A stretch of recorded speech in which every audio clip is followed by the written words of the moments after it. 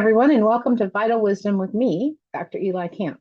So, the last episode, I focused on ADHD and talked a little bit about anxiety and depression. Mostly, I went over the stats for those and how alarming it is to me to see the dramatic rise over the last 8 to 10 to 12 years, depending on which one we're talking about. And I just wanted to add a few follow-up comments to that discussion before I jump into today's talk, which is about raising vital children. So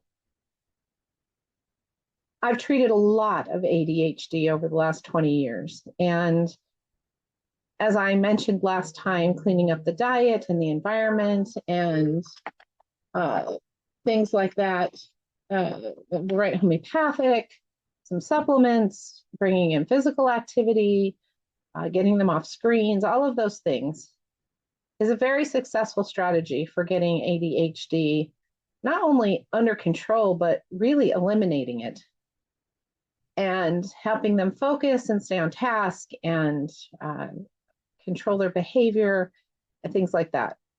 Anxiety is not much different, right? It's usually a combination of lifestyle stuff and understanding where the anxiety comes from and a homeopathic remedy. And anxiety is also pretty easily handled. Depression is a little bit tougher. And I usually bring on a psychologist or psychiatrist, a holistic, of course, to help manage the case, especially in the older children. But we do similar things, right? We address the nutrition, we address getting toxins out, we address screen time, we address a number of different things, and the extra healthcare practitioner is on board for making sure we have all of our bases covered. We have to be really careful that it's a true diagnosis of ADHD or anxiety, and there's a whole set of diagnostic criteria. We shouldn't be just looking on Facebook for the symptoms of those and then assuming that our child has that, or allowing a teacher to diagnose it. It needs to be done by a healthcare professional who's familiar with these conditions. And I had mentioned one of the books, one of the last books that I mentioned, how there's a doctor who proposes that their ADHD isn't even really a true diagnosis, that it's an accumulation of different things and an expression of other kinds of illnesses, which is a really interesting idea. So today I'm talking about raising vital children and practices that we can bring in at as young an age as possible for long-term child wellness. And the first big question is, how does a child's physical and mental environment affect their health?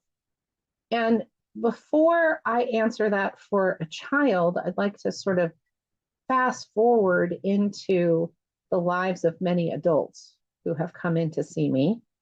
And definitely because of my practice of homeopathy as part of being a physician, we do a lot of talking about people's childhood and trauma that they experienced and how they grew up and how they learned to view themselves, how they talk about themselves, right? Self-talk, how they view their worth and their efforts and their contributions to life.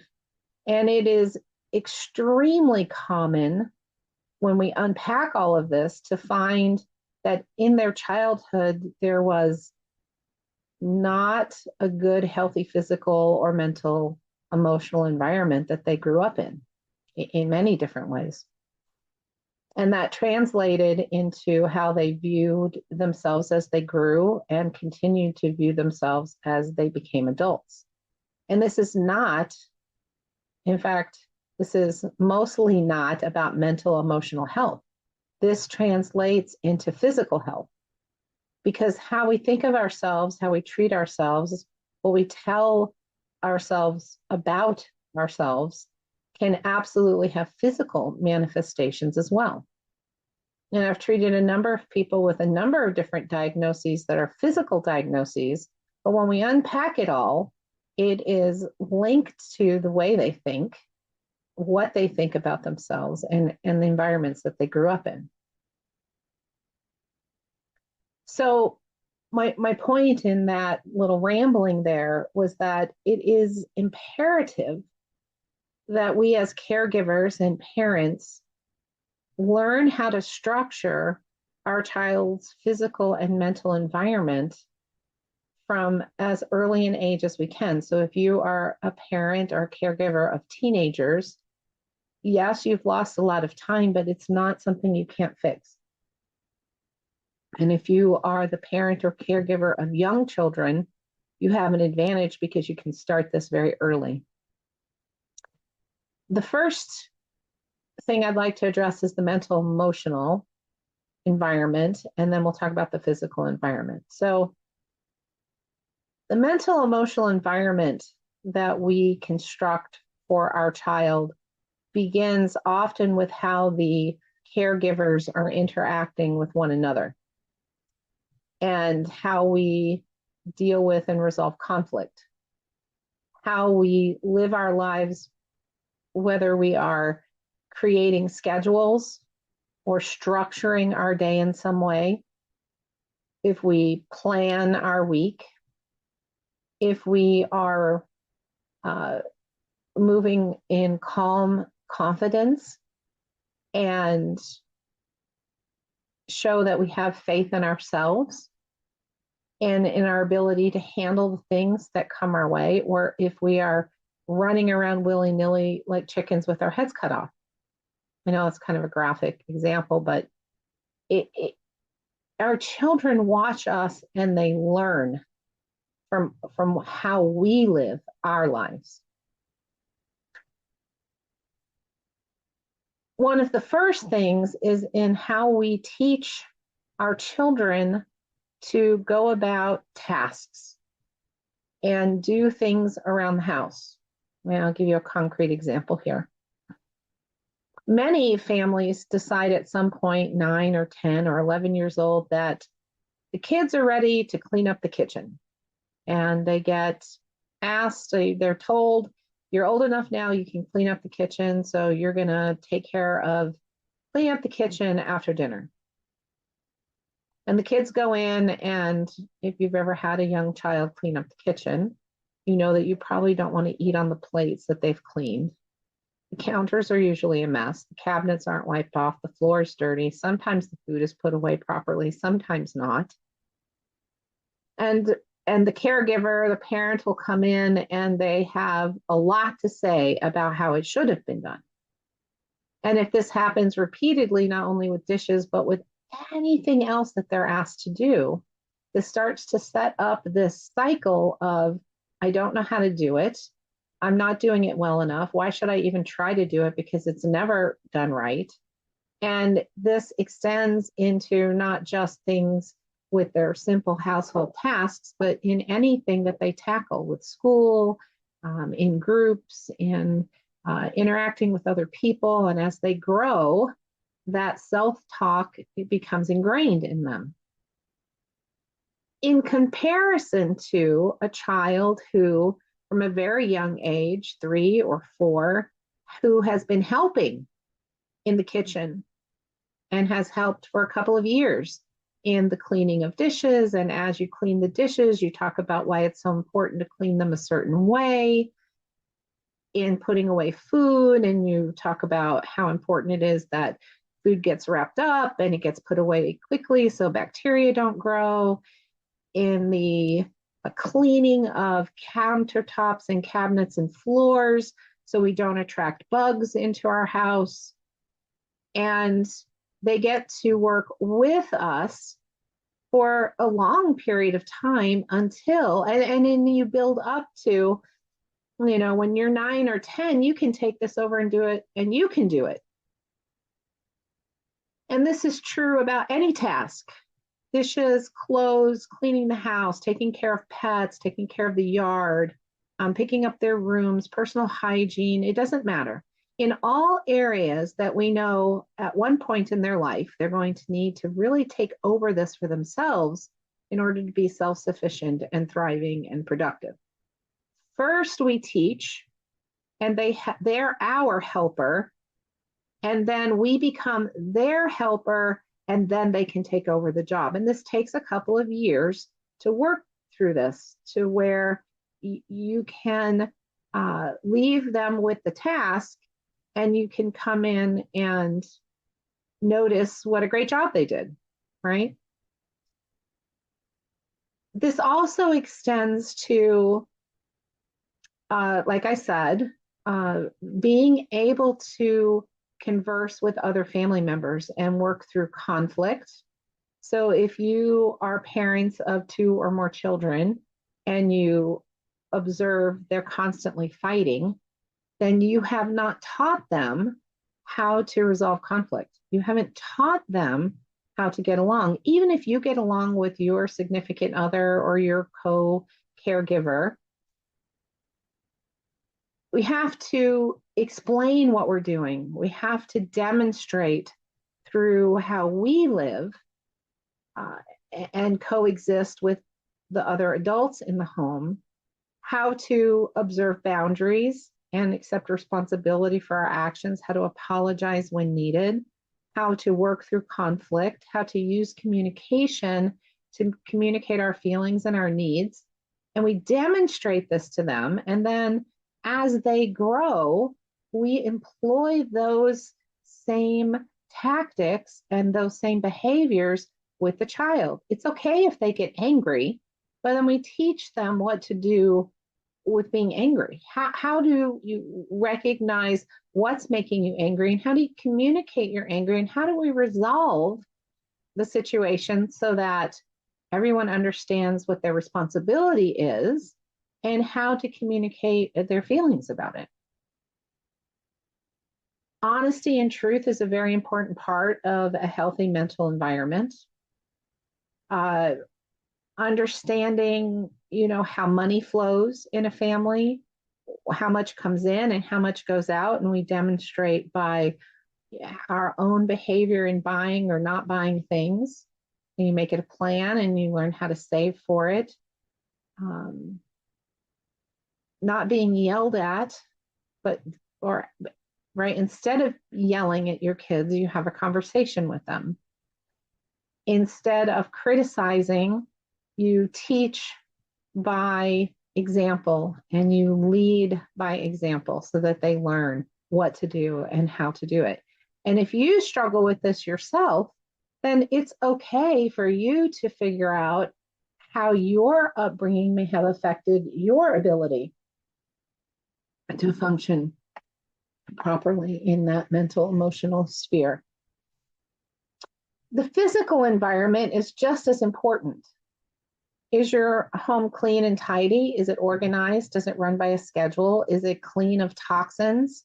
And not only toxins as in cleaning supplies and perfumes and fragrances and toxic things in the home, but is it orderly? Is it organized? Does it run on a schedule or on a goal setting sort of approach?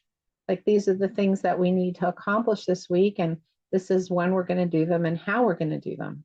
Are they safe physically? Do you use hitting as a punishment or as a teaching tool? Because that doesn't work, right? That teaches violence. Timeouts are a really great tool to use for children whose behavior needs to be modified, along with conversation and explanation. Are we saying things to them like, "You're stupid," or how smart are you? Or, "Why can't you figure this out?" Or, "Look what you made me do." Or like throwing accusations like that out with or without physically doing something physical to the children, starts to set up a pattern of trauma within the kiddos. And I know that my grandparents were all about whipping off the belt and giving the kid a good smack, right? With a willow branch or with a belt.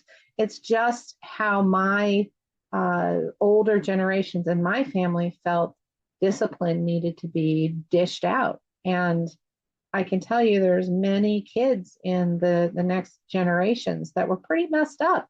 And they had to really work through a lot of things before they could start to step into their higher functioning selves.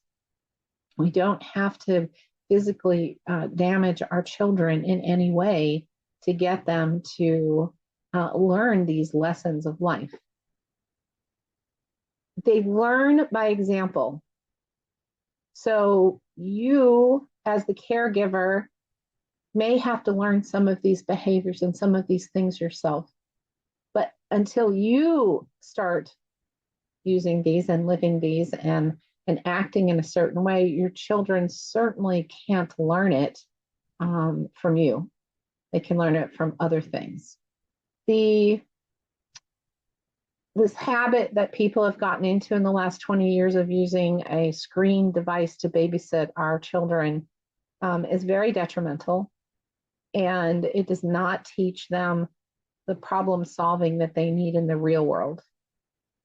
And I know that it makes for a good babysitter, but you're losing so much teaching time with them. And they're learning things you probably don't want them to learn. And they're missing out on playing with one another and interacting and imaginative play outside and creative play. Physically moving their bodies is really important for a kid. Drawing and painting and using their hands to express what's inside, what's in their imagination is very important.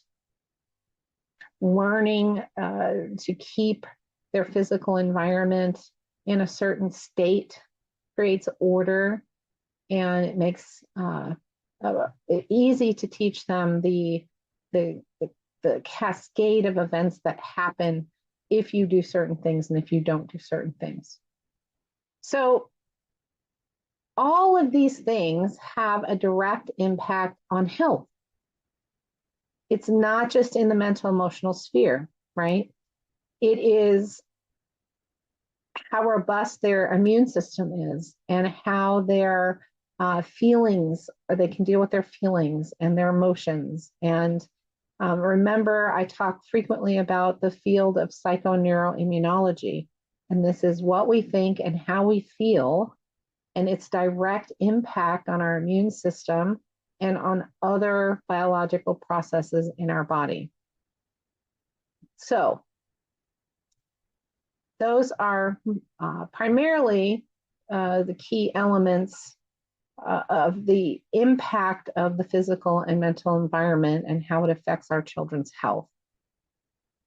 By us leading the way with encouragement and goal setting and teaching by example and keeping things organized, we help structure the way our children think and the way they live their life and how they think about themselves, their self-talk. When we start thinking about a wellness-focused lifestyle and what the key elements of a wellness-focused lifestyle for kids might be, we can do the same thing we just did. We can zoom forward in time to how children grow into adults and the habits that they have. Many times when I'm sitting down with someone and we are talking about their state of health as an adult, and we go backwards into their childhood, the focus for most of those folks, well, it depends on their age. For my 70, 80-year-old patients, the lifestyle that they were raised in is much different than those who are in their 50s and 60s and those in their 30s and 40s. So for my older patients, their lifestyle that they had as a child did not involve screens and cell phones and watching a lot of TV. They were outside playing. Mom did a lot of cooking. Many of them, they had a family garden.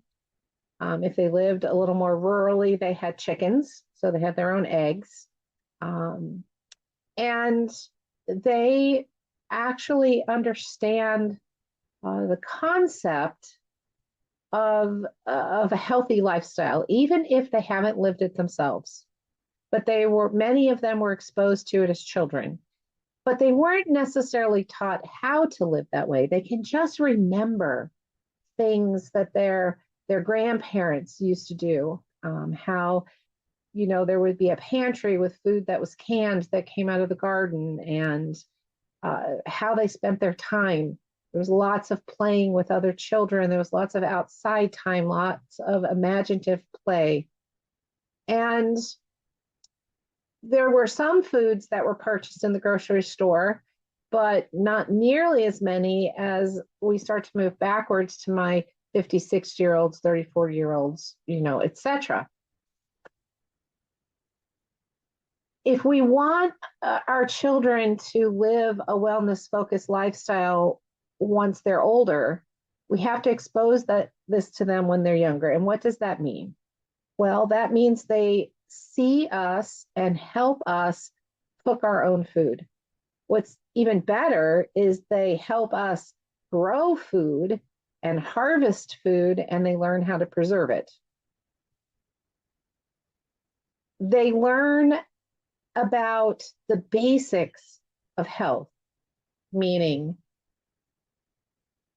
proteins and fats and carbohydrates, and what are good quality, healthy examples of those foods. They learn other things about food, like sugar is not good for us. Fried food should be eaten sparingly. They understand how to look at a label and read a label and understand what is in the food that they're eating. A wellness-focused lifestyle includes a really good balance of a little bit of screen time, especially today when we have a lot of children being homeschooled and they have to spend time on the computer. That makes their play time on a screen should be very limited. If they're not learning on a computer, then there could potentially be a little more screen time for entertainment. And then they're doing book learning. They have to understand, and we have to instill the importance of physical movement in a wellness-focused lifestyle, right? So they have to play and bend and stretch and pull and lift and run around outside in the sunshine and things like that. The other thing about a wellness-focused lifestyle includes meditation, quiet time for them to do the things they want to do, draw and paint and sculpt, and those kind of artistic activities that work all different parts of our brain. This is very important. Travel is important, so they can see something other than home and their own town. They can see how people in other parts of our country live. Even people who, like if you're a city dweller, taking them to a farm to understand where food comes from and how other people live. If you live on a farm, making sure they understand what city life is all about. There are some very important things that can help children develop a social conscience, and that is doing volunteer work. So this is a wellness-focused lifestyle, is giving and helping others who are less fortunate or less capable. Setting goals, being taught how to reach those goals, learning about staying hydrated with water, learning about the dangers of sugars and food additives and food preservatives. the importance of moving their body, the physical exercise, making sure screen time is as limited as possible, developing good social networks so children can interact within a peer group. One of the things that a lot of folks come to me with their children and wanting to teach them things and a lifestyle that's conducive to health building and not disease building is this idea of understanding the entire chain in the commercial realm, meaning if you're going to buy milk in the store, does your child know where milk comes from? Do they understand how important it is that the cows we get milk from are free-ranging cows and not being fed corn and not being given antibiotics because they're grazing on their natural food, which is grass? And I just use milk, right? But this is true with all food, sweets, snacks, all of these things. Making sure that your children are not overcommitted on their time is very important. There has to be time to do all the things that need to be done and the things that they want to do in a day, with time to just be and think and roll around in the grass and pick up a paper and a pen and just be able to sketch and scribble. They have to learn how to entertain themselves, right? And not rely on the caregivers and the parents to keep them occupied. So those are key elements. How do we do this as parents and caregivers, right? How do we instill these healthy habits for our children to carry forward in adulthood? We cannot just tell them. We have to lead by example.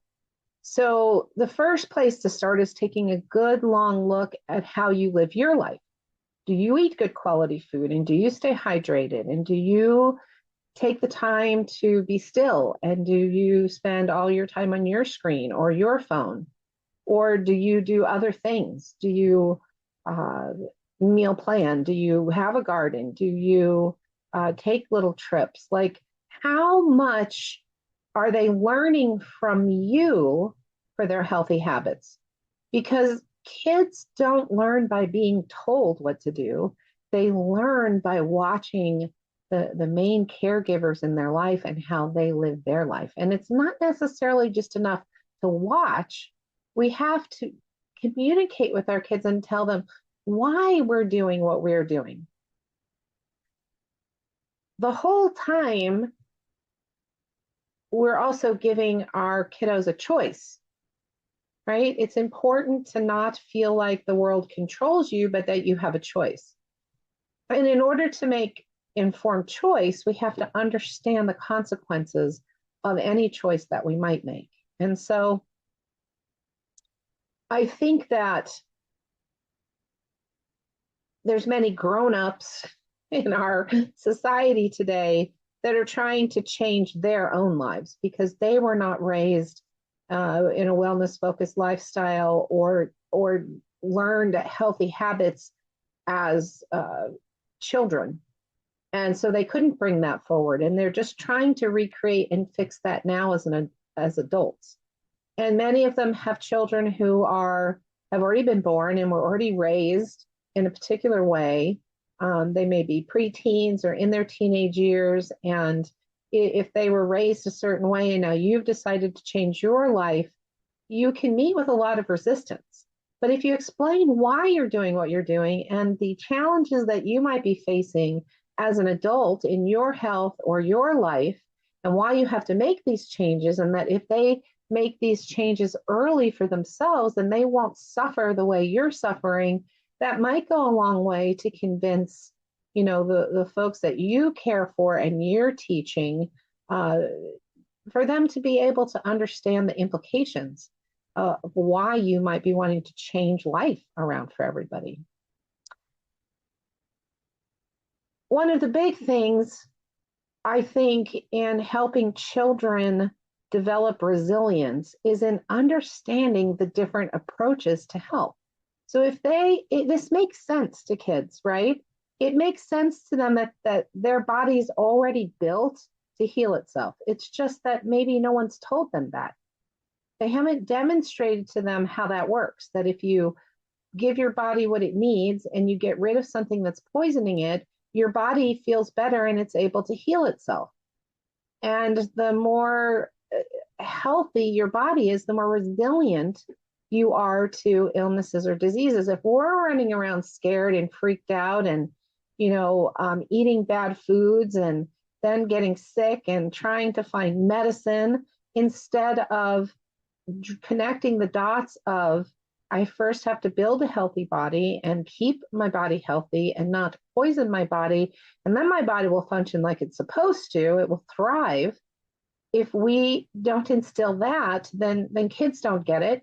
Kids, like I said, they get what they see. They get what they're being taught. Holistic health education can be really fun. It can be really exciting for kiddos. There's lots of things that you can do. And you can start with plants because plants are one of the simplest forms of life, and they respond very quickly to lack of water or lack of light or lack of nutrients. And you can see what happens when a plant doesn't have what it needs. And you can draw that correlation to humans. If we don't get what we need, the vitamins, the nutrients, the water, the rest, the physical movement, the sleep, the love, the support, if we don't get what we need, right? This is a holistic health education. The well-rounded education, the one that brings in all of the bits and pieces that are needed to create health instead of create disease. And if you can instill that in them in a young age and they grow with it being the normal, they will be very resilient. They will be hardy. They will thrive. Their immune systems will be strong, of good problem solving skills. They'll be able to set goals and reach their goals. So it really is a way of understanding how the body works, because the body works that way, the planet works that way, and society works that way. Get out of society what's poisoning it. Bring more love, compassion, understanding, collaborative efforts into society. And we start to see society right itself, right? It depends what is being taught as the most important things in life. And one of those very important things is community and social connection, not necessarily on the screen. Although I just had a conversation yesterday with a mom who said, that's where my kids' friends are hanging out, is online. Okay, maybe some of their friends are hanging out online, but let's help them make other connections with kids that aren't hanging out online. More and more parents today, this is 2025 now, are understanding the detriment that living a life online is causing for children, and they are making a move away from the online environment into let's connect in real life and have play dates and get together and hang out. Here at Long Shadows Ranch, we do a teen night every month. Yes, it's once a month, but man, our kids look forward to that all month long. And other families are doing the same thing. So eventually, they're going to have something to do every week.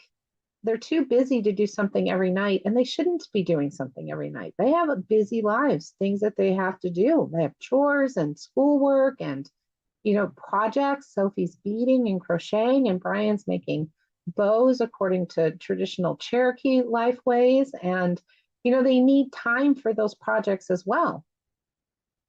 So